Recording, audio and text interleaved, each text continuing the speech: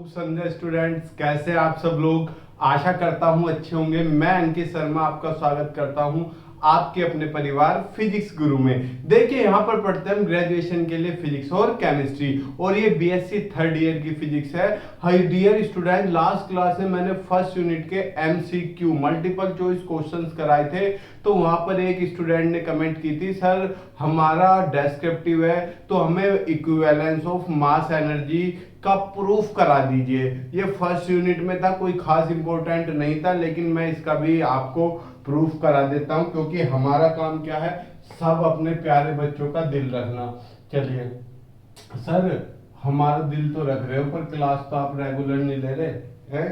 बड़ी समस्या है इस चीज की बच्चों को। चलो रेगुलर की भी समस्या दूर करेंगे, पहले इस टॉपिक को कवर कर ले।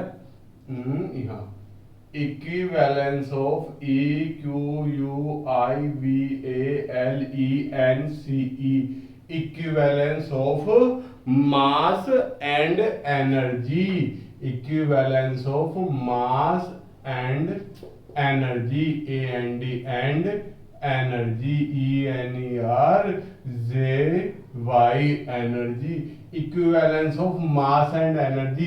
अरे इसका मतलब ये है एनर्जी को मास में और मास को एनर्जी में कन्वर्ट कर सकते हैं। आपको पता तो होगा आइंस्टीन का था E बराबर mc²।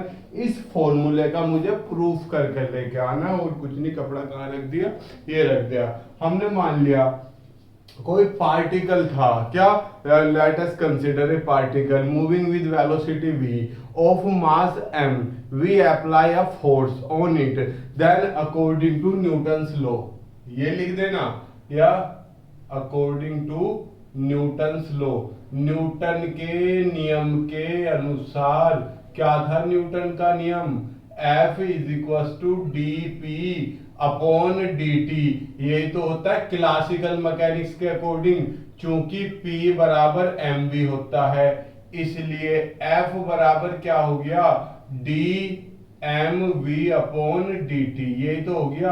अब हम क्या करते थे, हम नॉर्मली ये कर देते थे, m तो नुके कांस्टेंट होता है डिफरेंशियल से बाहर, और dv बाई dt एक्सीलरेशन, हम नॉर्मली ये कर देते थे। लेकिन यहाँ आपको एक नन्ही सी बात समझनी है जिसमें वो स्टूडेंट कंफ्यूज हो रहा होगा, ये है रिलेटिविटी। और हमने बताया इसमें मास कांस्टेंट नहीं होता, मास भी वेलोसिटी के साथ इस फॉर्मूले से चेंज होता है। तो जब मास कांस्टेंट नहीं होता तो जब हम इसका डिफरेंशियल करेंगे तो मास का भी डिफरेंशियल होगा।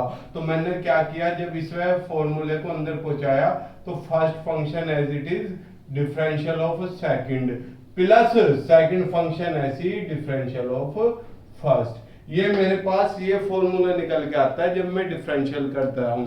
ठीक, हम क्या करते हैं, ये तो चल नहीं रहा, चलो कोई बात नहीं, ये मैंने इक्वेशन नंबर 1 मान ली, इतना तो दिखाई होगा आपको।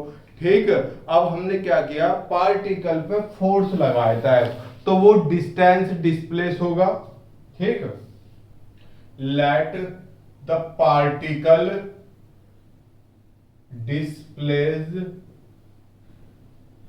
Small distance, displace small distance dx।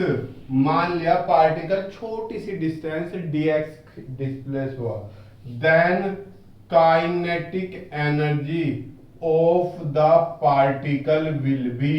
अबे पार्टिकल की काइनेटिक एनर्जी कितनी होगी, अरे फोर्स इनटू डिस्प्लेसमेंट। सर ये क्या लिख रहे हो, ये थोड़ी होती है काइनेटिक एनर्जी। अरे मेरे चांद सितारों, वर्क नहीं होता बल गुना विस्थापन। तो यहाँ तो आपने काइनेटिक एनर्जी लिखी है, गतिज ऊर्जा। अरे दोनों ऊर्जा का ही तो स्वरूप है, ये नॉन मैकेनिकल के लिए, ये मैकेनिकल के लिए, इसकी भी यूनिट जूल, इसकी भी यूनिट जूल। तो समझ गए, तो ये क्या आ गई, काइनेटिक एनर्जी आ गई एफ डी एक्स के इक्वल टू, एफ की वैल्यू रख दूं, चिपका दूं फर्स्ट से, कितनी, M D V by D T plus V D M by D T into D X. कौन सी इक्वेशन से, फ्रॉम फर्स्ट इक्वेशन से मैंने एफ की वैल्यू यहां पर चिपका दी। डोंट वरी, चला आगे, चलो अब यहां पर मैं क्या कर रहा हूं, इसे dx के अंदर मल्टीप्लाई कर दे रहा हूं, तो k बराबर कितना, m तो बाहर, dv by dt into D x, okay, plus v dm by D T, v dm by D T into D x. अब आपको पता है 2 इंटू थ्री लिखूं या 3 इंटू टू लिखूं, आना 6 ही है। तो मैं यहां पर क्या कर दे रहा हूं, इन दोनों की पोजीशन चेंज कर दे रहा हूं। तो काइनेटिक एनर्जी कितनी, m D X by D T into D V, कोई फर्क नहीं पड़ना, plus v D X by D T into D M. Video pause करो और बताओ कि dx बाई dt क्या होता है। अरे dx है डिस्प्लेसमेंट और dt क्या है, टाइम। डिस्प्लेसमेंट अपॉन टाइम क्या होता है, वेलोसिटी। तो k बराबर mv dv, ये v ना हो गया, प्लस v ये रहा और v ये बनेगा, क्या हो जाएगा, v स्क्वायर dm। ये मेरे पास काइनेटिक एनर्जी की वैल्यू निकल के आ गई एक सिंपल वे में। यहां तक कोई रॉकेट साइंस नहीं था। अब मैं इस फैक्टर की वैल्यू निकाल लूंगा, तो इसे क्या मान लू, इक्वेशन नंबर सेकंड। अब क्या लगा दिया मैंने, रिलेटिव केस लगा दिया मास का। मास का रिलेटिव केस क्या है भैया, देखो we know that m equals to m nought upon under root 1 minus we square C square. Under root गायब करने के लिए दोनों तरफ का स्क्वायर किया, तो इधर क्या हो गया, m square equals to m note square upon 1 minus we square. नीचे वाली क्वांटिटी का अंडर रूट हट जाएगा, तो m square equals to m note square upon C square minus we square upon C square. अरे यार अपोन 1 करके इतना तो आपको पता ही है, ये सी स्क्वायर डिवाइड में यहाँ मल्टीप्लाई में पहुंच जाएगा। उसके बाद यहाँ कर दे रहा हूं मैं, यहाँ बतेरा स्पेस बचा हुआ है, तो यहाँ देखो m square equals to m square is equal to m note square C square upon C square minus we square, C square minus we square. यही तो हो गया, अभी तो दिख रहा है काफी स्पेस है। ये डिवाइड में है, इधर मल्टीप्लाई में लिया तो M square C square, M square, चलो पहले एक लाइन खाता नहीं, is equal to M naught square C square. Corner cut तो नहीं हो रहा, नहीं हो रहा। अब यहां मैं क्या कर दे रहा हूं, इसके अंदर मल्टीप्लाई कर दे रहा हूं, कराओ मल्टीप्लाई मेरे साथ अंदर।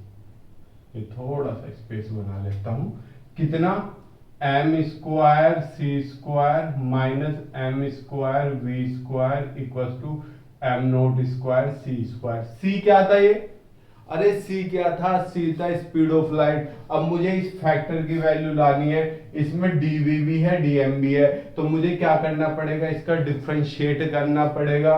ऑन डिफरेंशिएट, इसे मैं क्या कर देता हूँ, डिफरेंशिएट कर देता हूँ। डिफरेंशिएट करके यहाँ लिख रहा हूँ, क्योंकि इस हिस्से में आने की नहीं, यहाँ के बाद यहाँ लिख दे रहा हूँ। अब देखो सी स्क्वायर तो कांस्टेंट, सर कांस्टेंट कैसे है, अरे स्पीड ऑफ लाइट है 3 into 10 to the power 8 constant होती है, तो सी स्क्वायर तो कांस्टेंट रहेगा। एम स्क्वायर का 2m dm माइनस, यहां बताओ यहां क्या होगा, यहाँ पे dv आएगा या नहीं, या यहाँ पर मल्टीप्लाई वाला फॉर्मूला लगेगा या नहीं। वीडियो को पॉज करो फटाफट और थोड़ी सी खोपड़ी चला के आंसर दो। कमेंट बॉक्स में आंसर नहीं दे रहे आप, थोड़ी सी खोपड़ी चलाओ। अरे m भी वेरिएबल है और वेलोसिटी भी वेरिएबल है, कैसे, देखो dm भी है और dv भी है, तो फर्स्ट फंक्शन और सेकंड फंक्शन का फॉर्मूला लगेगा इसमें। कैसे, यहां तो ब्रैकेट लगा लूं क्योंकि माइनस आ रहा है। फर्स्ट फंक्शन ऐसा कैसे, डिफरेंशियल ऑफ सेकंड कितना 2v dv, plus second function ऐसा कैसे, differential of first 2m dm हो गया, इज इक्वल टू, अरे एम नोट क्या है, रेस्ट मास, इलेक्ट्रॉन का रेस्ट मास कांस्टेंट, सी स्क्वायर कांस्टेंट, तो कांस्टेंट का डिफरेंशियल क्या होता है, 0। अब इसमें माइनस अंदर पहुंचा दो। अब आप देखो 2m इसमें भी है, इसमें भी है 2 और m, और इसमें भी है। मैंने 2m कॉमन ले लिया, 2m कॉमन ले लिया, यहाँ क्या बचा, c square dm, okay, no rocket science, minus एक m कॉमन आ गया और 2 भी कॉमन आ गया, तो एक m बचा, v बचा, mv dv। Okay, no problem.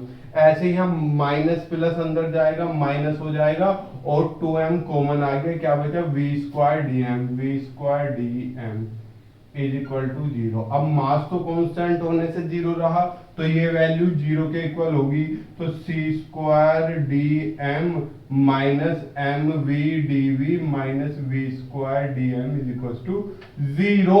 ये वैल्यू दोनों माइनस की है, उधर जाके प्लस की, तो सी square D m equal to m v d v plus v square D m. अब देखो आप equation number second, m v d v plus v square D m की वैल्यू क्या आ गई, सी स्क्वायर डी एम के बराबर आ गई। ये वैल्यू मैं किस में पुट कर दूंगा, ये वैल्यू मैं सेकंड इक्वेशन में पुट कर दूंगा, मेरी काइनेटिक एनर्जी आ जाएगी। ऑन पुटिंग दिस वैल्यू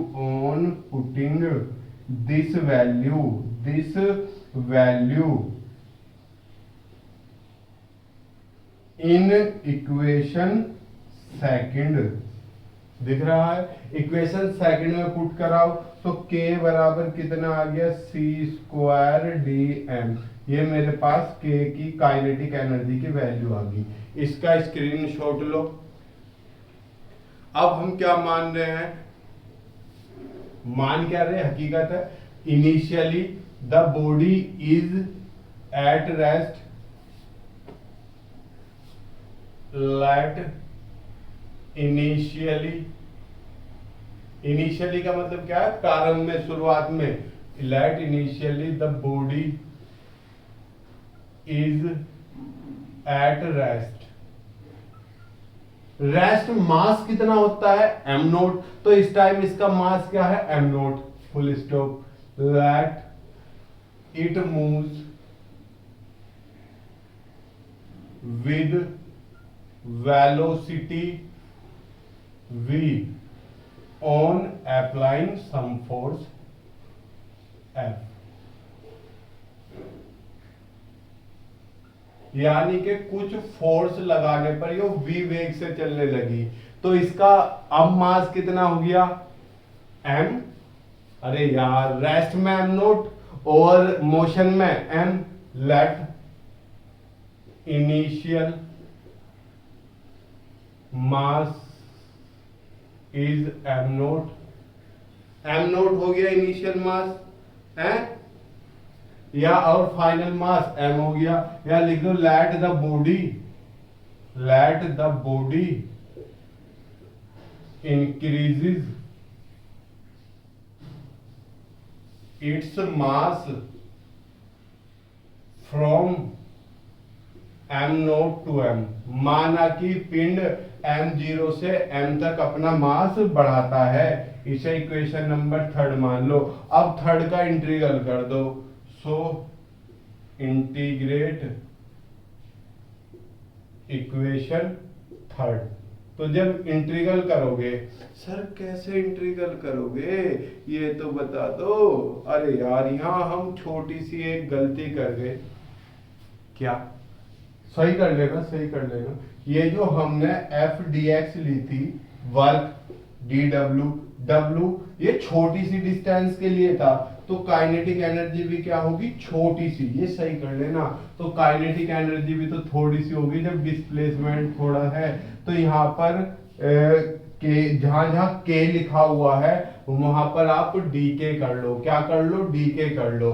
तो अब जब इंटीग्रल करोगे तो डी के का इंटीग्रल तो के हो गया, क्योंकि 0 से चली काइनेटिक एनर्जी, लेकिन जो मास होगा वो तो m नोट से m चला, dm, बहुत आसान। अरे dm का इंटीग्रल क्या हो गया, m ना हो गया, तो लोअर लिमिट अपर लिमिट, तो k equals to C square upper limit minus lower limit, ये मेरे पास आ गया। तो मैं इसकी c के अंदर मल्टीप्लाई कर दूं, k बराबर m c square m naught c square.